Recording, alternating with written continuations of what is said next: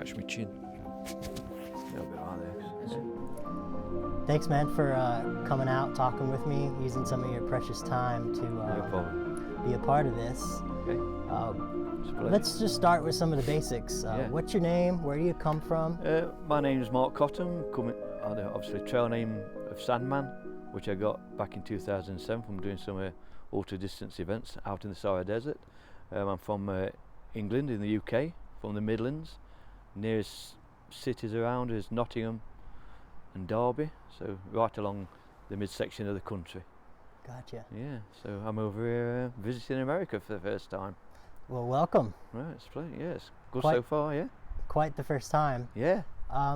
What are some of the logistics of your, as far as I'm concerned, when you come over from the UK and from other countries, you have to have a visa. Yeah. What's your visa?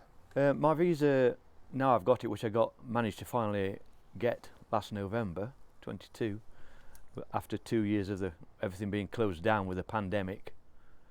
I had to, obviously, timing-wise, I had to get an appointment down at the embassy in London, go and show my worth and prove that I hadn't got any bad criminal record, I was financially viable, I was upstanding sort of citizen, and went down and did that, and in the end it was great. But it was a long time in the coming, because I wanted to do the PCT, but just recently with the pandemic and with the fires all the time in California and further north, with my limited time of 6 months annually allowed in the USA, I couldn't afford the potential loss of time through closures and things like that, so I stumped for the PCT, which then also gave me a good reason to come to the States for the first time. Yeah, so apart from that, it's all been good. So the planning was quite a thing. I obviously got the goodwill of all my family, because they wrote letters to the embassy, which I didn't need in the end. It was great, saying Dad's always done crazy things, we'll send him off again, and here I am. So. Here you are. Yeah. We're sitting at mile 69. Yeah. Is that where you're at on trail? Yeah. Dix Creek Gap? Yep. Okay. Obviously I did the approach trail, so I had that on top of the AT mileage, so I'm comfortable where I am. I stick to what I plan. I don't go over that at the moment. If I have to hit somewhere at 2 o'clock in the afternoon, 1400 hours say, I stop and that's it. My mileage is in the bank and live to fight another day and do the next section, do the next part. I think the big mileage can come later on. So, yeah. Well, so you originally had plans to do the PCT. Yes. What was I'm interested. What was your introduction to the Appalachian Trail coming from England? I came across, obviously I'd been on YouTube, because I've also done the adventure sports, and mainly from an ultra running background after doing road running for years. And when I was looking at what to do next, because getting more mature, age of 58, what could I go and do to see a lot, but also be in the outdoors. The PCT was the first one I came across on YouTube, of course, of the wide open skies and the big vistas, like you've heard of Yellowstone, and the desert in Colorado, so you're getting all the different scenes as you go, and big border to border.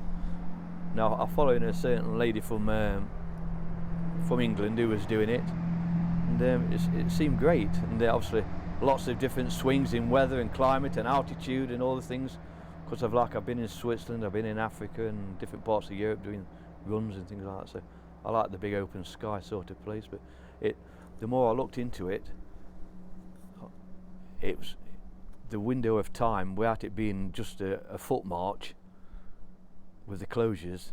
The AT was not an easy, no way is it any easier, but logistically it's closer to the East Coast, a bit more typical English weather, what I'm used to. I say it's same weather, but more altitude and more attitude. Yeah.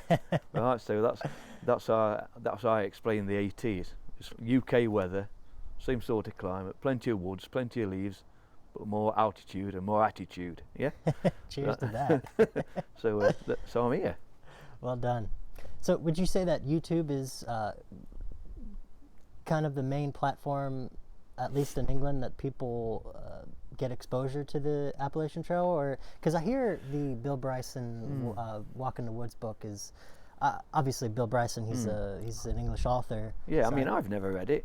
I've seen the film, or clips of it, Mm-hmm. and I just think it's a bit of a joke, really. Yeah. So, I mean, I take, of course, I'm a bit old school with how I see things. Of course, I'm at that age where I've got a foot in both camp with technology and history-wise. I think YouTube can be a double-edged sword. It can give you very valuable information, but you've got to take it with a pinch of salt and glean from it the bits of information that suits you, and you have to be quite selfishly and work it out. Don't, like they say, art your own art, but you need to set yourself up what makes you comfortable, what works for you, what your experience is, and then just it's all about YouTube. It's all about the weight, but certain things it's worth a couple of extra pound, whether that's your sleeping or your comfort or whatever it may be. If it works for you, do it, and leave the weighing scales at home to a degree. Yeah. Do you feel that YouTube, do you think that it shows the kind of full experience? Are you able to, because I see a lot of people online, especially in the comment sections on some of these videos, they claim to be living vicariously through people's hikes, but I think you would agree, YouTube, you can only understand and grasp so much watching someone's journey through. That's right. I mean, through YouTube versus coming out here and actually experiencing it for yourself. Some of the people that I found, if you wanted more of a rounded opinion, follow the ladies, because I think the guys have got a bit more of an ego thing and things like that, and they don't show the weaknesses so much. But so there's an whole entity of how it's going, even though because you can't see it, you can't see the warts and all on a couple of snapshots a week of the trail. They're going to show you the only spots and the views and things like that. But I think you get a more rounded opinion on Facebook looking at some of the lady hikers than you do with the blokes. Yeah. So I mean, if you're trying to show everything, it'd make YouTube boring in a way. Nobody would watch it. That's the same with anything. They only show you the good parts. And but overall, it shows you a good understanding. But there's nothing like feet on the ground. It's I mean, like the approach trail. It's like it's just an opening. So far, I thought overall probably the approach trail with the steps has probably been the hardest part. Mm-hmm. Yeah. Gotcha. And they always manage on YouTube to get the view, and so far in the mileage that I've done, I've been up to many a 4,000 footer, and the weather all seems to be closed in and fogged in, as we say, and there's no view whatsoever. And I could take one photo and say that's the same, say that's a new top, and you don't see that when it's cold and miserable, and you don't see the hard parts neither when you're having a moment. And but it's very. You've got to take your time, like they say. You've got to start. I mean, I'm sticking to my plan, my mileage, looking what's ahead, and sticking to that. Don't do no more. You might feel good, but your downfall could be the next day or day after. I mean, what have I been into it now? Just a week to round it up. Yep. The amount of people that's around me that's look fitter than me, have been faster than me, or slower than me, that's still with me overall, and the faster ones are either with me in this, give or take a couple of days, and they're injured. They got mainly from the downhills, I think. Mm-hmm. Underestimating the force on your knees and parts of your body on the downhills. Gotcha. Don't get me wrong, the uphills aren't easy, but yeah, the downhills aren't easy neither. So. Yeah. So you were talking a little bit about some of you've done hikes, you've done ultra marathons, is that correct? Yeah. So can you give us some of your, I guess, athletic history? What are some of the things that you've done maybe that have helped you prepare for this hike? I'd say from the early 2000s, when I initially got into club running after working away from home, it just self-perpetuated into you do a good 5k, you do a 10k, you do a 10 miler you join a running club, and then you get encouraged and it feels good. You're with a good team of people, and it's self-perpetuating, and you move on to bigger and better things. And I used to get age category entry into London Marathon in the early 2000s, like 2002, 3, 4 and 5. You used to get automatic entry. That's like the equivalent, you'll say, going into Boston or New York, which I thought was quite an achievement, because I wasn't athletic at school, or I wasn't bothered. And So it's all come, I say, 30s onwards. And after that, a friend of mine, Glenn Salford, he says, "Oh, I couldn't get no faster at the marathon, so he's come and do a trail run with me. I've been doing it for years," and he was like the nutter at the club at the time, and he did these strange events.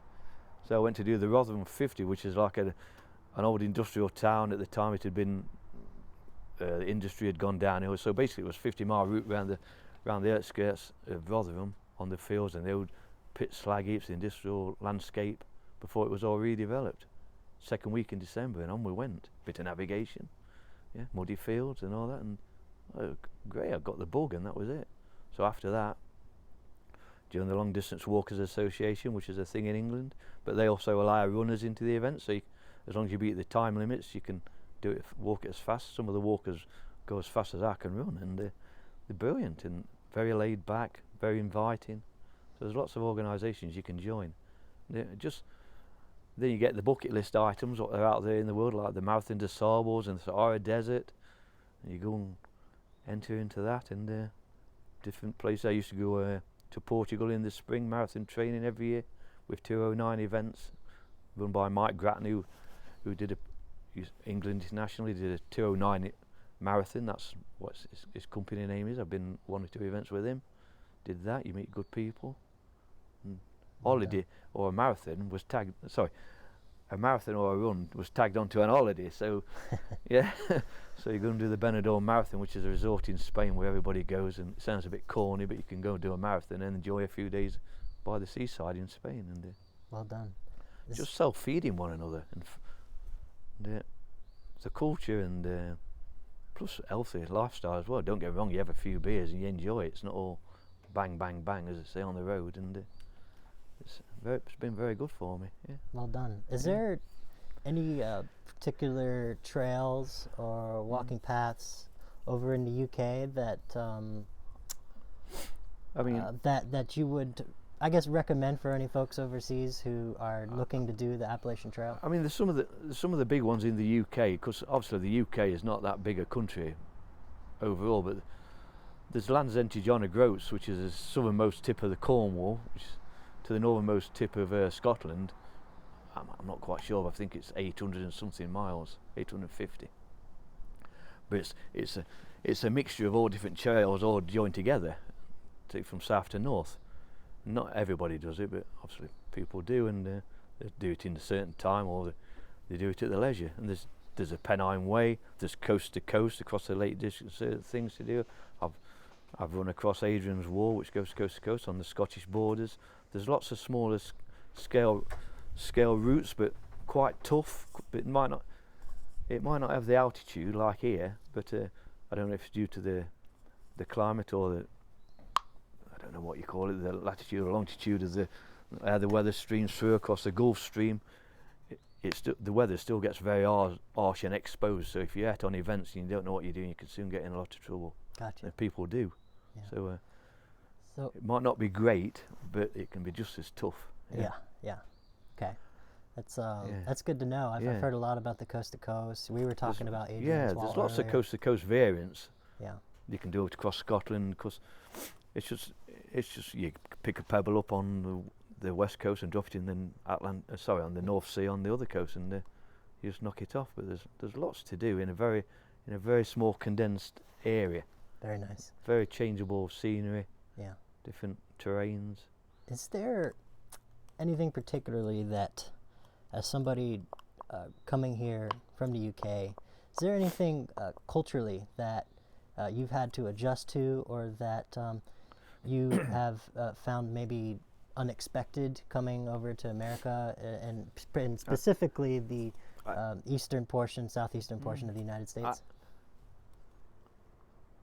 Apart from the headlines, what you see on the news, because obviously we only see, like on the big channels, what's happening over here, and I've picked up straight away, and you're the same. You only see what's happening over there, yeah.